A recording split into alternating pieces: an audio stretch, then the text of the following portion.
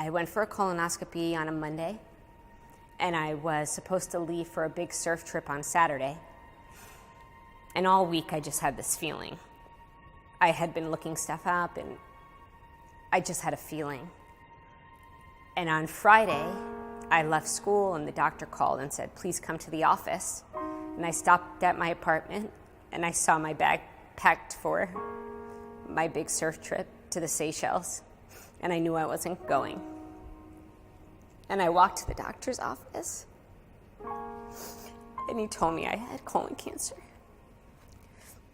I got involved with Michael's Mission after being diagnosed with stage 3 colon cancer. Everybody's first inclination when they're diagnosed is to go search the internet and, find numbers and find statistics and what are my chances. My doctor is involved with Michael's Mission, so I got a lot of encouragement from her.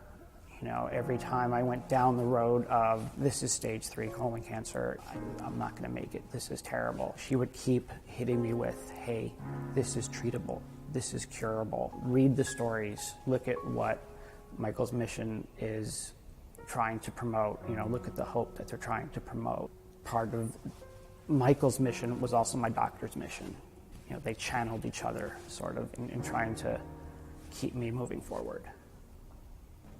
I was diagnosed with colon cancer on December 28th, 2012. That night, brushing my teeth, looking in the mirror, thinking, you have cancer? I couldn't begin to internalize it. I did 12 rounds of chemo, so about 6 months.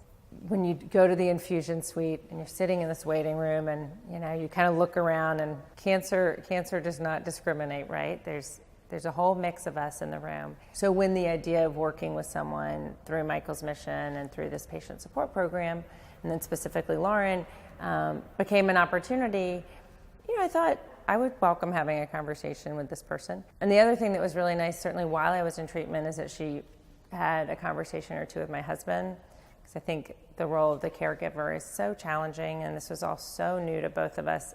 I like to think of myself as a cancer conqueror.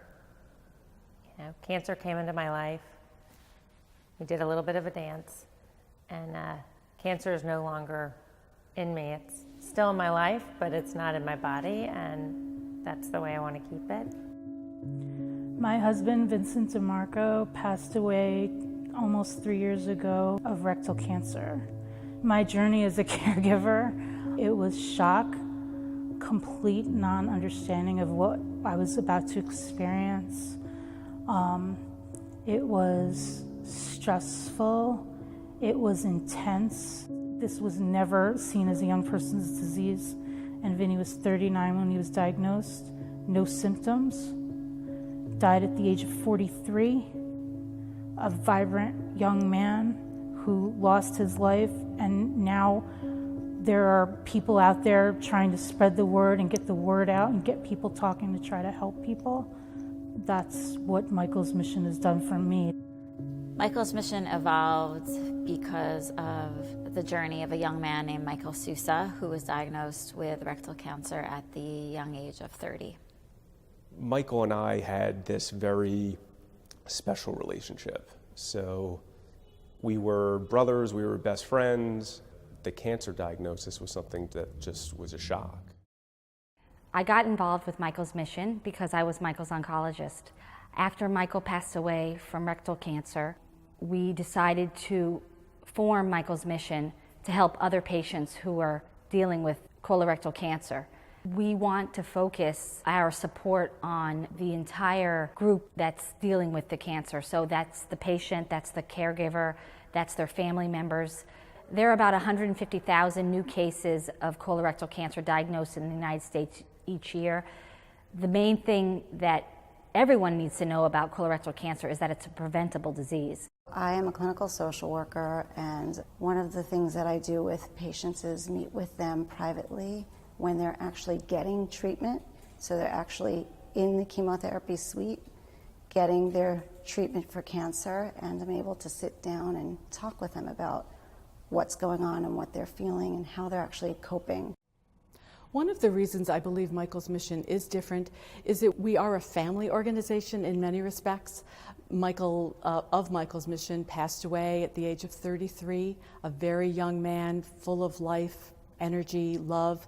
And so we come to all of our support services with that in mind, that we keep that patient at the forefront of all we do.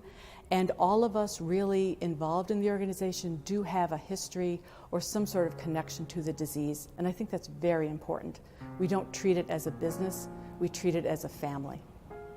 I wish there wasn't a why for Michael's Mission, that people didn't have to deal with this and there is a cure for colorectal cancer. But unfortunately, Michael's Mission, at least for now, needs to exist along with other colorectal cancer charities and support groups. The why of Michael's Mission is there's power in people helping people and sharing and collaborating. You can't go through things alone. Let's help people get control of a very uncontrollable situation, and let's improve the quality of their life while they're fighting for their life.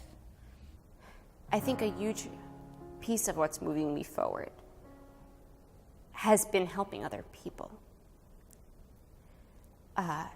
Sometimes I get exhausted and I'll think, I'm on this roller coaster and it's been almost 4 years, They didn't think I'd make it past 3 months. And that was a generous offer. I try to look at it, and I've heard this phrase, that you're a survivor the day you were diagnosed because you've survived the diagnosis, which there is a lot of truth to that. My biggest fear is that if I do die from cancer, that people are going to say, she lost her battle.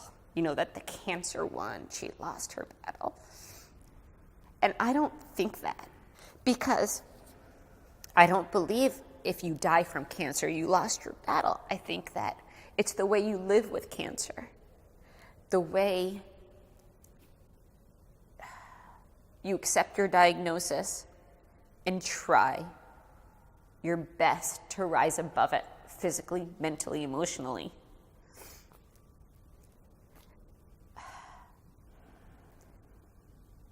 That's the way you survive cancer.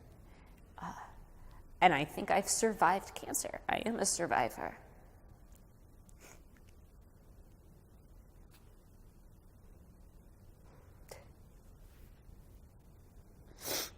I'll never lose my battle.